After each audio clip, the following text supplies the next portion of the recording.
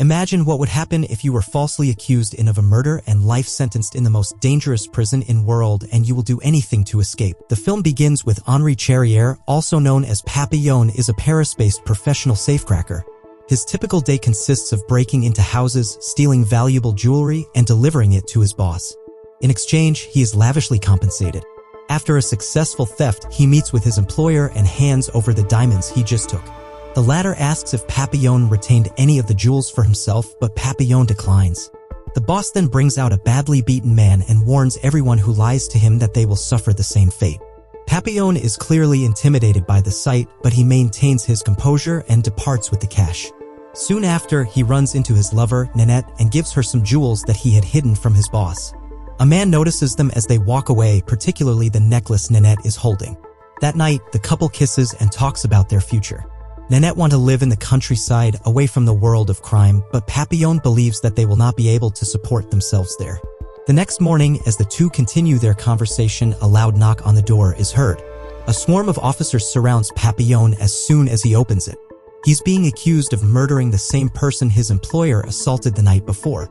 Papillon tries to explain that he spent the entire night with his sweetheart, but the officers disregard his pleadings and arrest him. Nanette later visits Papillon at the police station, claiming that she wants to testify. But he stops her, saying it's pointless. Papillon is well aware that no matter what he does, the police will not let him go. Instead, he intends to escape from the prison. Papillon encourages his lover to get on with her life before leaving, but she refuses.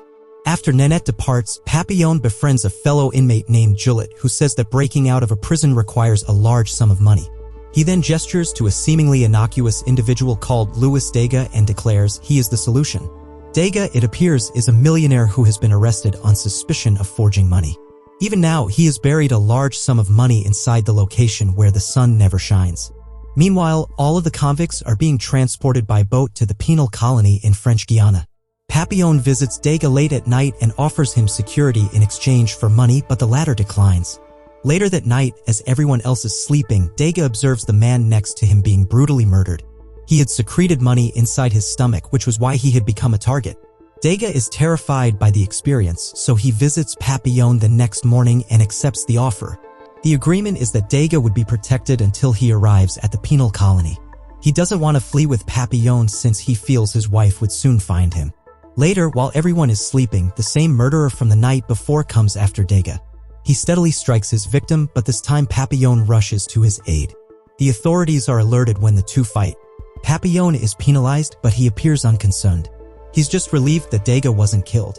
The boat finally arrives in the penal colony the next morning. Juliet purposefully injures himself so that he can be transported to the infirmary before everyone else can. His goal is to flee there because the infirmary is the least secure. After some time, Papillon and the others arrive at the colony where they will be imprisoned. The area is teeming with dangerous criminals, several of whom have been charged with murder. The warden is a terrible man as well. He collects all of the incoming convicts and informs them that fleeing the facility is impossible. If they are apprehended, they will be held in solitary confinement for 2 years. Solitary confinement for 3 years if captured a second time. If they are discovered fleeing for the third time, they will be banished to the infamous Devil's Island, where people become insane. If anyone commits a murder, they shall be publicly executed in a guillotine, according to the warden. In the following scenario, all of the inmates are given the task of collecting rocks. While Papillon performs it quickly, Degas is trying to keep up because he isn't used to working. Papillon later encounters a boatman and offers him a big sum of money in return for a boat. The man agrees, and he tells Papillon to meet him at the beach the next night. Just then, a dangerous-looking inmate learns about the scheme and approaches Degas to steal his money. Even in this case, Papillon comes to the rescue. He battles the man and defeats him, despite being injured in the process. When Degas sees this, he thinks he won't be able to go a single day without Papillon. He'll be dead by the time his wife figures out how to get him out. As a result, with no other options, Degas joins Papillon in his escape attempt. The prisoners are all summoned to the yard the next morning to see an execution. Juliet apparently killed 2 guards while attempting to flee. As a result, he will be executed by guillotine. Juliet is attached to the apparatus and decapitated as the other captives look on in horror.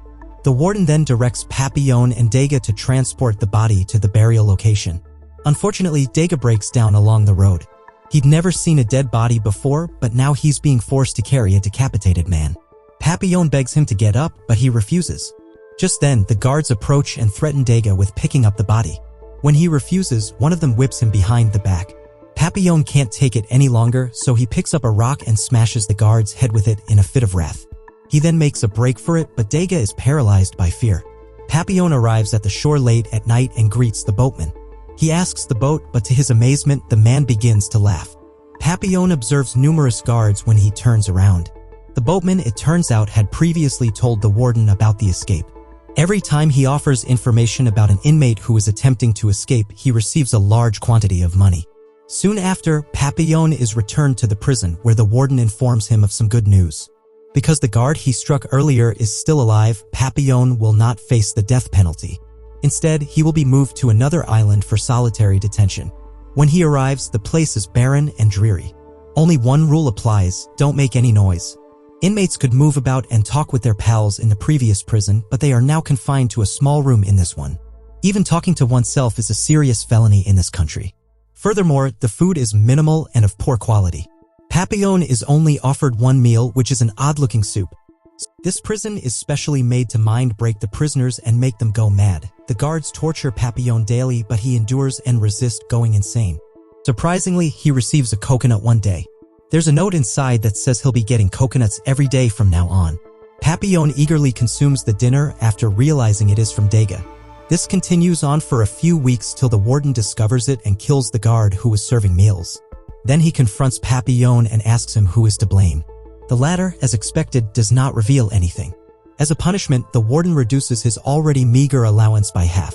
After a month, Papillon has grown quite weak owing to a lack of nutrition in his body. The warden approaches him again, this time with a delicious lunch in his hand, and asks who delivered him the coconuts. Papillon, however, remains mute like he did the previous time.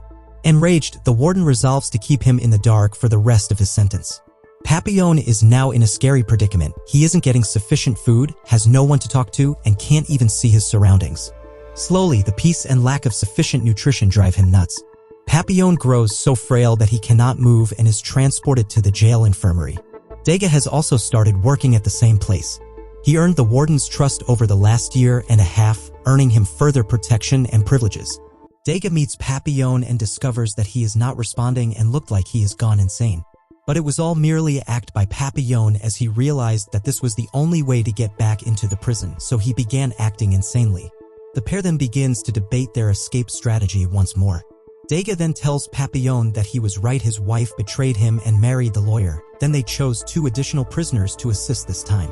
Papillon desires someone who is strong and crafty, but Dega wishes to assist someone who is frequently mistreated. They eventually hire a brute named Celia and Maturette, who was being bullied and assaulted by a fat prisoner. Maturette's task was to distract the fat man in charge of hospital. Following this, Dega gives Celia all of his savings, and the latter utilizes his contacts to purchase a boat.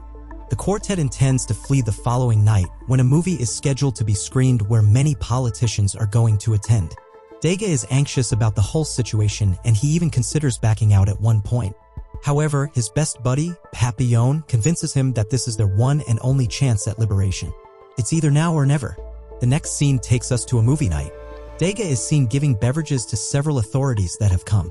He spikes them with opioids and waits for the right moment to grab the keys to the main gate as planned. Maturette invites the fat guy to bathroom, then Papillon and others knock him down. The effect of the spiked drink shows up and guards starts becoming unconscious. Inside, Papillon and the others are waiting for Dega's return when it begins to rain. As a result, the electricity goes out. Scared, Celia proposes they flee and find another route, but Papillon refuses. He is not leaving without his companion.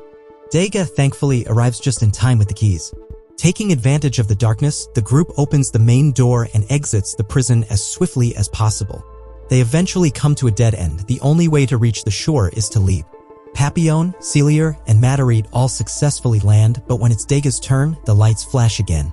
This throws him off balance, leading him to land awkwardly and break his leg. Celia suggests leaving him behind now that he is unable to walk, but Papillon again refuses. He and Maturette carry the injured Dega all the way to the shore, where a boat awaits them. Then some gunmen block their way. Thankfully, they were Celia's friend who got them a boat ready.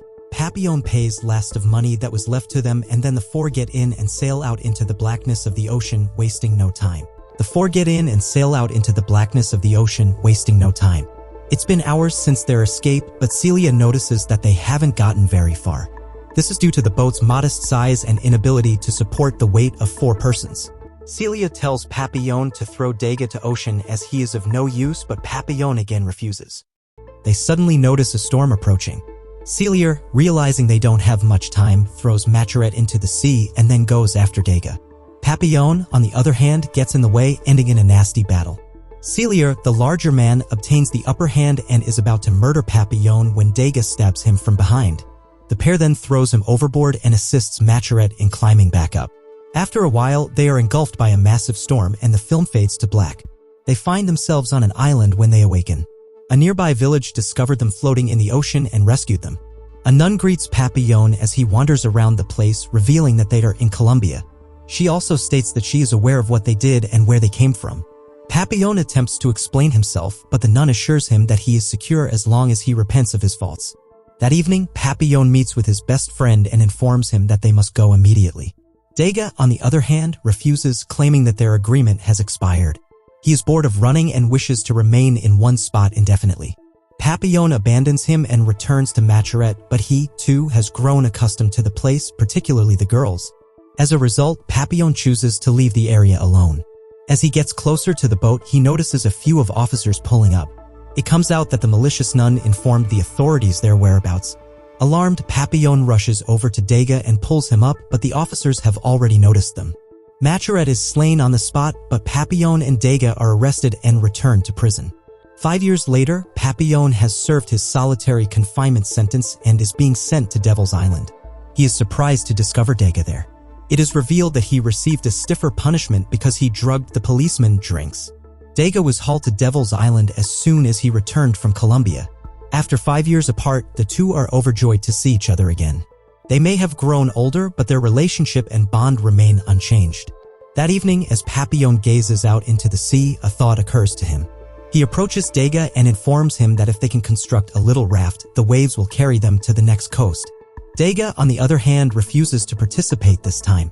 He claims that he has been living a tranquil life for the past 5 years with no trouble or violence. He has also discovered that his wife has married someone else, so going back is pointless. Nonetheless, he decides to help Papillon construct the coconut raft. The two pals hug and kiss each other goodbye the next morning. Papillon then throws the raft into the water before leaping in himself. The idea appears to be working and the waves appear to be carrying him somewhere. Degas' eyes well up with tears as he flies away. The final scene transports us to the year 1967. Papillon now resides in Venezuela because he is still wanted in France. However, in 1969, he is exonerated of all charges. Papillon has written a memoir about everything that happened, which he intends to publish. The film concludes with him visiting Paris for the first time in 38 years.